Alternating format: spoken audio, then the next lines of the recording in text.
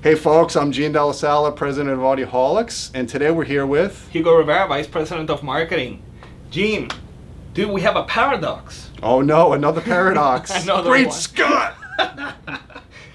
Explain this to me, dude. It's like, I'm looking at these new receivers. They're like 9-channel receivers, okay? I'm expecting these things to be like 100 pounds, you know, the kind of weight that I would use for like, you know, some good set of bicep curls or something. Yeah, with one arm maybe. With one arm. We'll keep that to ourselves, but yes. Anyways, I go ahead and pick up the stuff, like 20 pounds. Yeah. What the heck is going on? Because they're supposed to be the most powerful receivers out there, and yet they're shrinking. Especially the way they're rating them now. Mm-hmm. You know, it's like years ago, back in the 70s, you'd get a 2-channel receiver, the thing would be 25 watts, it would weigh like 60 pounds, and that thing would drive a truck. Mm-hmm, yeah. Okay? But here's the thing.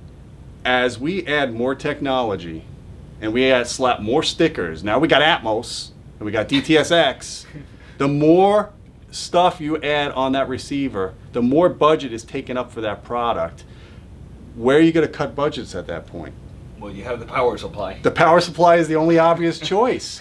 So when you start cutting power supply costs, you have to start being tricky with your ratings. Mm-hmm. And you're right. I had one of our writers started doing these preview articles of all these new DTSX receivers that are hitting the market. You know, you've got Yamaha, Denon, Onkyo, Pioneer. They all released like DTSX Dolby Atmos receivers starting as low as like $500 mm-hmm. all the way to $1,000. Some of them have 9 channels. Some of them have only 7 channels. And you look at the power specs, instead of being like 70, 80 watts, which is what you would think, mm-hmm. 185 watts, 200 watts. I'm like, okay. What? You cannot change the laws of physics, Captain. No, you can't. Well, they're bending the laws of physics, okay? Okay, how is this done? When the FTC originally came out, and they basically tried to police the industry a little bit by coming out with a standard of measuring and claiming amplifier power, because people were trying to play tricks with that, okay? Sure.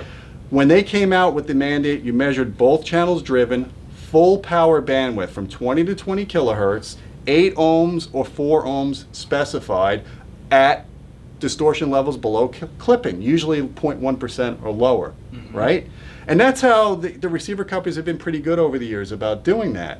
Well, now with all this new stuff coming out, they're getting tricky, man. They're getting tricky. Not only are they just measuring at 1 kilohertz, okay, 1 kilohertz is the easiest way to measure power because you're not dealing with low frequencies suck a lot of current. You need a lot of power supply capacitance to maintain your rail voltage without having too much ripple. Mm-hmm. So you don't want to test it at 20 hertz because it's harder, right? Okay. 20 kilohertz is harder than 1 kilohertz because now you're getting into a slew-induced distortion. If you've got too much bandwidth in the amplifier and you got too much gain structure going on, you start seeing that gain structure drop at high frequencies and you can't maintain the power unless you have really good output devices, good mm-hmm. feedback scheme. So the easiest way to measure an amp is at 1 kilohertz. 1 kilohertz. But they're going beyond just doing 1 kilohertz. They're not even using 8 ohm loads. Oh, nice. They're using a 6 ohm load because you could get more power, 25 to 30% more power. They're not even just doing it at 6 ohms. They're not doing it at 0.1% distortion. They're doing it at 10% distortion, which you could see as a clipped waveform on an oscilloscope. That is unusable to your speakers. 10% distortion continuously will fry a tweeter because of all the distortion products after the fundamental of the clipping. Understood. So, in other words, Gene, they're pulling a Kobayashi Maru? They are. They changed the conditions of the test. They really did. Wow. So you're looking. Okay. I don't want to pick on. I'm going to pick on all of you guys today. I'm going to pick on Denon, Yamaha, Onkyo, Pioneer. We're going to basically alienate ourselves from all the receiver companies a little bit because sometimes you have to do this because they go through cycles. When I looked at Denon was the first to really start doing this bullshit mm-hmm. with the 10% distortion 1 kilohertz. They did it with the 5200W receiver. They had a sticker on the front panel that said 250 watts. I'm like, how the hell are they getting 250 watts? I'm measuring this thing, it's clipping at a little over 140, right? Uh-huh. Well, they're doing it at the 10% distortion 1 kilohertz. I was able to confirm that, right? Now they're going beyond that. Like even Yamaha's got a JEITA spec, Jeita, which I have no clue what that means. But it's some type of dynamic burst like what we use. We use dynamic burst tests, the CEA 2006, mm-hmm. to show you the dynamic headroom of an amplifier. But we still give you the continuous full bandwidth measurements too. So they're getting all tricky with this. They're coming out with these inflated power numbers. One channel driven. They're not even doing 2 channels anymore. 2 channels out the window. If you want to see the 2-channel full bandwidth rating, it's in the fine print. But it's not what they're using for their main marketing. They're slapping these 250 watt bullshit stickers, 180, whatever it is. They're almost giving you a double power rating on the sticker than what is reality with that product. Understood. Man, gone are the days of the super receiver. You know, that's a good point, because I'm talking 5-6 years ago, you had the Denon 5805, you had the Yamaha RX-Z11. These things gave separates a run for their money. They had huge power supplies, great heat sinking, 4 output devices per channel. They could handle 4 ohm loads. They didn't have the bullshit with the 4 ohm impedance switch. You didn't have to set that.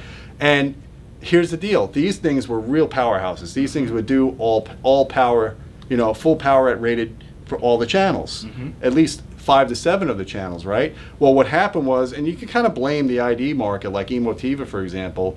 We love Emotiva, but the problem is they started coming out with separate solutions cheaper than the mega receivers. Okay, so once this started happening, and some other companies like Outlaw, a couple other companies, the separate solution always has a better persona than a one-box solution, right? Sure. So the mega receiver kind of died out. They all universally stopped making them. I mean, it's like the next year, Denon stopped, Pioneer stopped, Yamaha stopped. Now they're all making receivers at like $2,500 or less. They're not making the $5,000, $6,000 receivers anymore. There must be some secret meeting going on that we don't get invited to. Maybe it's the UN. Wow. I don't think North Korea is involved in that one, though. So, you know, we wrote an article years ago called Trading Amplifier Quality for Features, a New Trend in AV Receivers. And I kind of picked on Yamaha as well as Denon too. And I didn't do it just to be mean to these guys. I love these companies. They make great products for the money. I did it because I'm so familiar with their product lines. I've had all their products in Audioholics. I bench tested. And I started seeing a trend. You know, Yamaha one year had a $500 receiver. The next year model came out, the same price, higher power numbers. The receiver weighed 7 or 8 pounds less, and they weren't using discrete amps. They were using chip amps, but they were adding more features. So I wrote a whole article. I showed a data table of the weight, all this other stuff. Of course, I took some flack for that. I'm sure you did. But you know what? You know what? Guys like Yamaha, these guys listen. They have incredible engineers. They're incredible employees. The whole company is just awesome, right? They listen. They never put that crap in their receivers again. Then they came out with the Avantage line, which is some of the best built receivers on the market today. If you want Dolby Atmos or DTS-X, dollar for dollar, their receivers are built better. They weigh more. They have bigger power supplies. They're not doing as much trickery with their amplifier measurements. These things are jacked, okay? But now that we're seeing this trend, it's time to call for action again. It's time to freaking stand up. We're going to repost that article. We're going to put this video in it. We're going to piss off some people. There's no doubt. But that's my pet peeve. What is this 1 kilohertz, 1 channel driven, 6 ohms, 10% BS? Yeah. Is that what you guys want? Are you spending $600 to $1,000 on a receiver, thinking you're going to get 250 watts and you're getting like 70 or 80? I doubt it. I doubt it. You know. And you know what? The rest of the press will just gloss over this, and they'll think it's the greatest breakthrough in 20 years. As we have seen already. Yeah. Yeah. So what's happening now is you're getting smaller power supplies in these receivers, so you could bounce sound off of a wall with an Atmos speaker. I mean, if that's what you guys want, then more power to you. But just realize a lot of these receivers coming out in the $700, $800 range, they don't have preamp outputs anymore. That's a feature that's gone because you got Atmos and DTS-X. So if you want to externally power these receivers with better amplification, now you got to spend about $1,000. Nice. Just because we slapped more stickers on the front panel to get more features, more streaming. Do you really need the streaming in a receiver when you're doing streaming in your Blu-ray player or your smart TV? No way. But let's just keep adding more. You look at the front panel of these receivers now, there's no space left. There's stickers all over it, there's logos all over it. It's like, and every 6 to 8 months they come out with a new model. Oh my God, cannot keep up with that stuff. It looks like we do a review. The review is outdated the minute we go ahead and publish it. We just published a Yamaha 2040 receiver review. The day we published it, they announced the 2050 model. It's incredible. It's obsolete. Oh man, it is crazy out there. I don't like the trends, and I'm hoping that people listen to us and, you know, get these receivers the capabilities that people are looking for and the Yeah. power that they need. And, you know? and even stuff, and even not the power. If you're gonna not have the power, I understand. It's amazing that you could do all this stuff with HDMI and HDCP 2.2. It's amazing you could come up with a receiver with all this technology for like $500. But why do you have to bullshit with the power ratings? Seriously, why do you have to get people to think they're getting that much power? I mean, it's like these home theater in boxes. They rate power PMPO. What the heck is PMPO? No clue. I got an 1100 watt home theater in a box. You turn the thing up and it's distorting like at 75 dB at the listening area. Oh yeah, you got some great power and you got these little tiny speakers. That's another trend. Now we're getting these receivers with wimpier amps. People are going with smaller speakers, usually want smaller subs because it's the wife acceptance factor. Meanwhile, the Blu-ray stuff that's coming out is higher dynamic range, demanding bigger amps, bigger speakers. Right. It's a paradox! Yeah, again. So in reality, you know, they're getting all their stuff thinking that they're going to be able to get the actual sound that they want, and they can't. Yeah. Okay? Yeah. Because one thing is operating at a higher level than the other components. Yeah, and what you need to do in these situations is if you're going to buy one of these little receivers, don't start buying tower speakers. Don't buy, you know, inefficient speakers. Get a bunch of small speakers like these RSLs here, for example, or you know, a powered monitor like this Swan, and get multiple subs because you're going to have to base manage. You're going to have to take that strain. These receivers, they just can't put out the power, man. They can't, especially below 100 hertz. You don't want to be giving these things low impedance loads below 100 hertz because the power supply can't source enough current. Mm-hmm. That's it. We need more power, Captain. That's always a problem. So is. you know, here's my call to action to you guys. Email your favorite receiver manufacturer and tell them you don't want to see this 1 kilohertz 6 ohm 10% BS anymore. You want to see full power bandwidth, FTC regulated power. At least for 2 channels. You know, we cut slack for the 7 channels driven because they used to do this thing where they would say a 100 watt receiver is 100 times 7, so it's 700 watts. Far. And of course the receivers can't do that much power. Most of them can't. But we cut them slack because an all channels driven test is not really a realistic world scenario. Mm-hmm. You're not going to have all the channels driven power. You'd be blown out of the room. Yeah, for real. Unless you're just doing MP3 that's fully compressed, Britney Spears kind of music, and you're cranking up. If that case, then you know you shouldn't be even dealing with multi-channel. Absolutely. Just go get some earbuds and an iPod. That's what I was gonna say. Yeah. But you know, we cut them slack with the all channels driven. But the one thing that the all channels driven test does do is it shows you the full capability of a power supply if they're not current limiting. Mm-hmm. But most of these receivers are current limiting because they want to meet UL, they want to meet the heat dissipation requirements.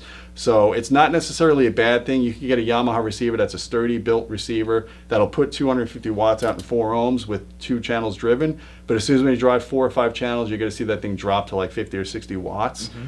In most situations, you're not going to trip that current limiter with real program material because real program material is very dynamic. It's not continuous. You got a crest factor. These receivers are still very dynamic with their power supplies, the good ones. I'm talking about the ones that weigh 40, 50 pounds. Mm-hmm. So they will give you the power you need in those situations. So the all channels driven is kind of, you know, I'll cut them slack on that, but not this 10% 1 kilohertz 6 ohm power rating. It's ridiculous. Yeah, it's really getting out of control. So, yeah. And just wait, because when Dolby comes out with like Atmos 2 and they start giving you sound below ground and you start buying receivers for $500 with 15 channels, they're going to say it's 2,000 watts. You need to run a 20 amp line and the thing's going to weigh 10 pounds. Am I being a little facetious? Yes, but really, look back at the receivers from the 70s and 80s, or the early 80s. I wouldn't say the late 80s because that's when they started really getting fudgy. But look at the receiver from the 70s or even the 60s, 2-channel receivers that weighed 90 pounds with huge power supplies. Compare them to the receivers today that are 7 or 9 channels amplification and they weigh 20 pounds. It's true. And the laws of physics can't be changed. Even if you use a Class D amplifier, you still need a pretty good power supply in there. You could cut down on weight with Class D, but you still, in most cases, the better supplies are still the linear supplies over SMPS, because SMPS costs a lot of money to implement to make it not noisy and not reactive to loads. But that's another topic. We're digressing here. Mm-hmm.